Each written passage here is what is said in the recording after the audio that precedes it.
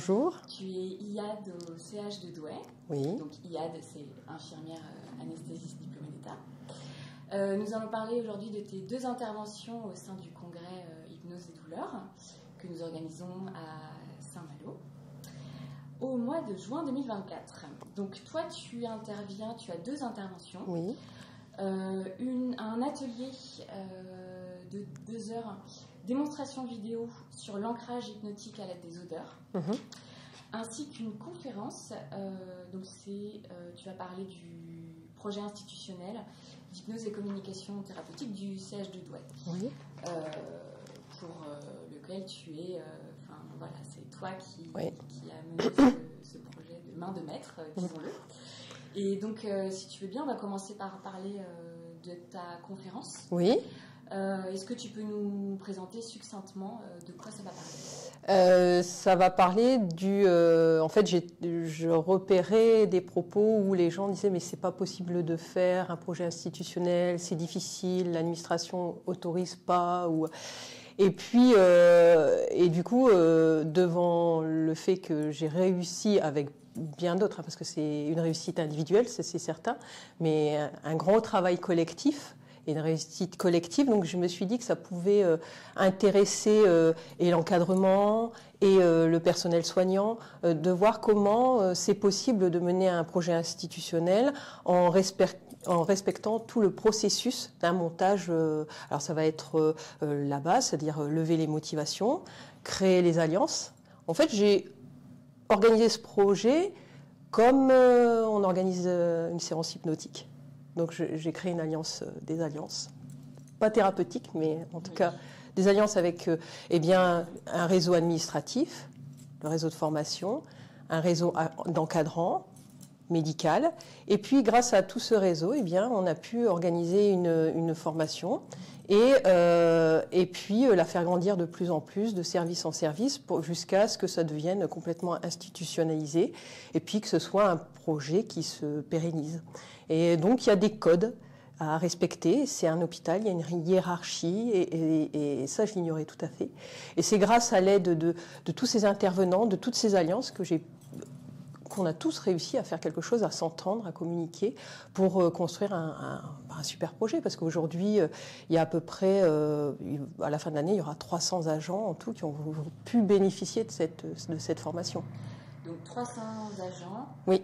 Tous services confondus. Tous services confondus. Toutes professions médicales confondues. Tout. Paramédicales. Paramédical, oui. Alors là aussi, comment on élabore des listes d'agents qui vont où on va techniquement se dire qu'on va susciter du projet en interne, faire vivre l'hypnose en fait, il faut vraiment qu'il y ait un retour de cette formation, parce que c'est aussi ça qu'on constate dans les instituts, c'est qu'on se dit oui, je vais donner une formation à un agent et puis il n'en fait rien parce que peut-être il est trop seul, peut-être il n'y a pas suffisamment de réseau, donc pour que la pratique perdure. Pour que la pratique perdure, qu'il y ait des projets en interne et puis finalement qu'on bénéficie d'un outil commun qui a un lien entre les services. Et donc, il y a aussi des petits trucs que j'ai appris, c'est-à-dire favoriser certains secteurs d'abord qui vont résonner tout doucement sur les autres, qui vont donner envie. Alors, la phrase que j'ai découverte, c'est de dire plutôt que convaincre, inspire. Et donc, c'était beaucoup de pratique, au final, effectivement, chacun utilise, et ça, c'est peut-être la plus grande réussite, c'est de se dire que les agents continuent, une fois la formation faite, à générer du projet, et puis avoir envie de se former et de se spécialiser en fonction de leur secteur d'activité.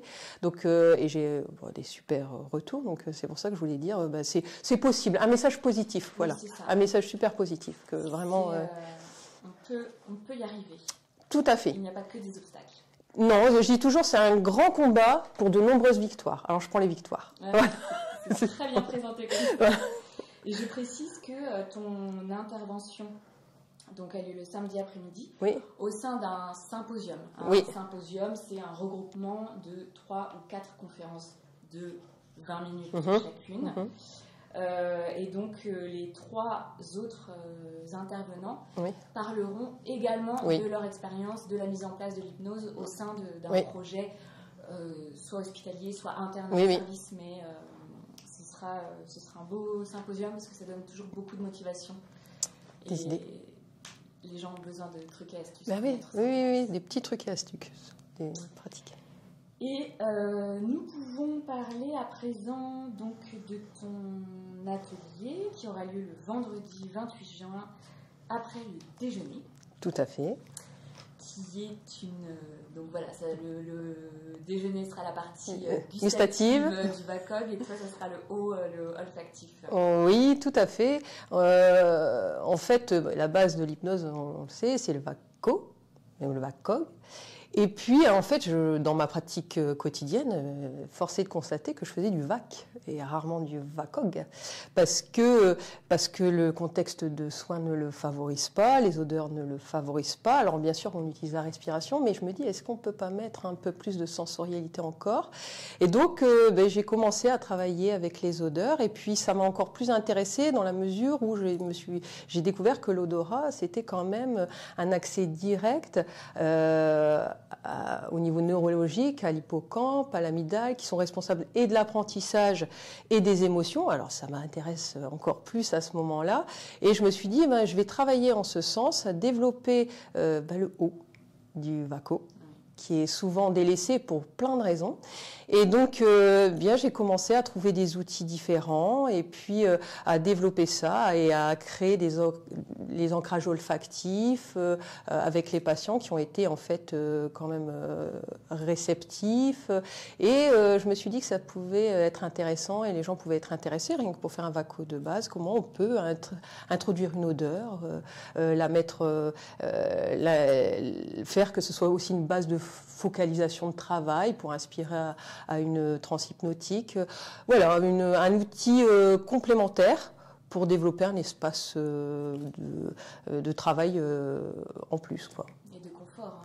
De confort. Ça te plaît et oui, à des patients. Ça plaît aux patients, ça plaît aux soignants. Et c'est quelque chose, ce que je t'ai déjà dit, c'est qu'il y avait quand même une grosse défiance, en tout cas dans le centre par rapport à l'hypnose. Il y avait quelque chose, les gens n'étaient pas toujours prêts.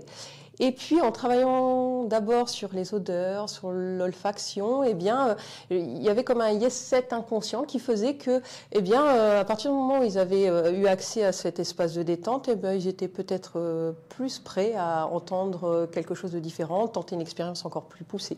Donc c'est intéressant. Voilà, c'est ce qui m'a intéressée. Et là, ton atelier sera un atelier démonstration à l'aide d'une vidéo. Tout à fait. Une vidéo ou plusieurs. Tout dépend mais je vais vraiment montrer comment je peux travailler en consultation sur un ancrage olfactif avec les patients, comment je vais initier l'ancrage et par quels moyens. Et puis, je vais aussi montrer de quelle manière très rapide on peut travailler avec au bloc opératoire parce que c'est mon site de travail. Et puis aussi en service de soins parce que j'ai d'autres collègues qui travaillent dans ce sens-là. Et s'ils m'autorisent à mettre en avant leur travail. Je trouve que c'est intéressant de voir un peu toutes ces pratiques et de voir que c'est pareil. Ça peut être simple, efficace et quelque chose de très pratico-pratique. D'ailleurs, quand tu parles de collègues, ça me fait revenir à ta conférence du projet institutionnel du CH de Douai. Oui. Tu vas intervenir probablement avec ta cadre. Oui. Ça ? Alors c'est une chef de pôle. Je ne sais. Mais en tout cas, oui. Je souhaitais inviter parce qu'elle a une vision administrative que j'ai pas du tout, et c'est ce qui fait que ça fonctionne. Alors j'ai pas pu inviter la direction de formation mais je pense que vous aurez une petite interview vidéo pour exprimer le rôle de chacun. Comment c'est un rouage et comment chacun a joué son rôle dans l'organisation et le fait que ce projet se pérennise. Et même là, je suis encore en train de travailler, de dire si quelqu'un n'est plus là. Il ne faut pas qu'il y ait un seul pilote dans un projet. Il faut qu'il y ait que ça permette de faire émerger de nouvelles motivations, que ça fasse de l'émulation positive, parce que si on est assis dans ses fonctions, c'est plutôt confortable, mais on a tendance à plus trop créer. Et puis donc du coup, cette année, chaque année il y a un challenge. Et là, c'est de voir un peu les nouvelles motivations sur les gens qui ont été formés il y a 3 ans. Donc ça va venir aussi asseoir quelque chose, les intégrer dans un processus existant et donc je serais ravie de vous montrer les belles réalisations de tout le monde, quoi. Ouais, c'est deux interventions fort intéressantes. Donc tu es quelqu'un de très occupé, mais peut-être que je peux titiller ta curiosité et la nôtre. Est-ce que tu as une suggestion de déguisement, hein, c'est toujours la dernière question de ces vidéos de conférenciers, donc de déguisement pour la soirée de gala du congrès. Alors, c'est rigolo parce que alors ça, c'est un truc, quand tu me poses la question, je me pose la question de ce que certains sont très créatifs et ils m'impressionnent toujours et je me dis, mais qu'est-ce que eux, à quoi ils pensent, quoi? Parce que moi, je sais. Donc non, je n'ai pas vraiment d'idée, mais je me dis qu'il y en a qui en ont beaucoup. Et qui sont vraiment plein de ressources. Hein. Donc c'est à eux qu'on demandera. Disons qu'il y aura de l'idée. C'est certain. Merci beaucoup, Claude. Je t'en prie, merci à toi.